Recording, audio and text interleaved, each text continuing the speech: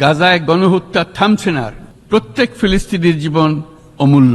ফিলিস্তিনের জনগণের বিরুদ্ধে যে মানবতা বিরোধী অপরাধ হচ্ছে তার জন্য সংশ্লিষ্ট সকলকে দায়বদ্ধ করতে হবে। মাননীয় সভাপতি, বহুমুখী সংকটে জর্জরিত বর্তমান বিশ্বে যুদ্ধ এবং সংঘাতের ফলে ব্যাপক ভিত্তিতে মানুষের অধিকার খর্ব হচ্ছে।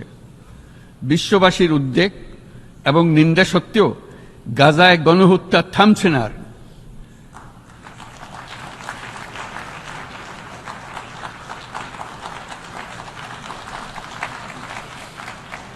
ফিলিস্তিনের মতো বিদ্যমান বাস্তবতা কেবল আরব কিংবা মুসলমানদের জন্যই উদ্বেগজনক নয়, বরং তা সমগ্র মানব জাতির জন্যই উদ্বেগের বিষয়।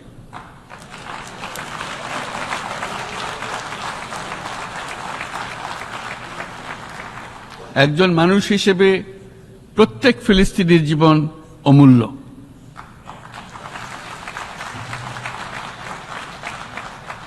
ফিলিস্তিনের জনগণের বিরুদ্ধে যে মানবতা বিরোধী অপরাধ হচ্ছে তার জন্য সংশ্লিষ্ট সকলকে দায়বদ্ধ করতে হবে।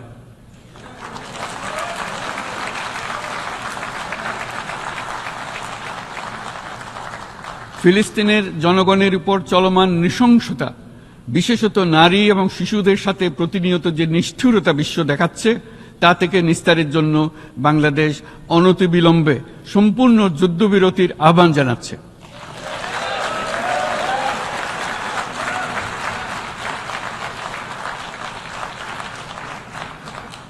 দ্বিরাষ্ট্রভিত্তিক সমাধানেই মধ্যপ্রাচ্যে টেকসই শান্তি আনতে পারবে। তাই জাতিসংঘ সহ আন্তর্জাতিক সম্প্রদায়ের সকলকে এর বাস্তবায়নের জন্য এখনই উদ্যোগ নিতে আহ্বান জানাচ্ছি।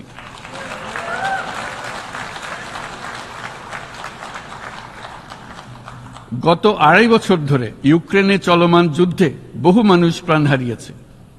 এই যুদ্ধের প্রভাব সর্বব্যাপী, এমনকি বাংলাদেশের অর্থনীতিতেও এর নেতিবাচক প্রভাব আমরা অনুভব করছি।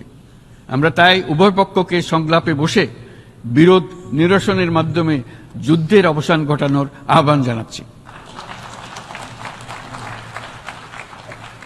মাননীয় সভাপতি, বাংলাদেশ গত 7 বছর যাবৎ মায়ানমার হতে আগত 12 লাখেরও বেশি রোহিঙ্গাদের মানবিক কারণে আশ্রয় দিয়ে আসছে। এর ফলে আমরা বিরাট সামাজিক, অর্থনৈতিক, পরিবেশগত ক্ষতির সম্মুখীন হচ্ছি। মায়ানমারের অভ্যন্তরীণ সমস্যা থেকে সৃষ্ট এই সংকট বাংলাদেশ ও আমাদের অঞ্চলের জন্য প্রথাগত ও অপ্রথাগত উভয় ধরনের নিরাপত্তা ঝুঁকির কারণ হয়ে দাঁড়িয়েছে। মায়ানমার থেকে বাংলাদেশে বলপূর্বক বাস্তুচ্যুত রোহিঙ্গাদের সহায়তা করতে আমরা অঙ্গীকারবদ্ধ।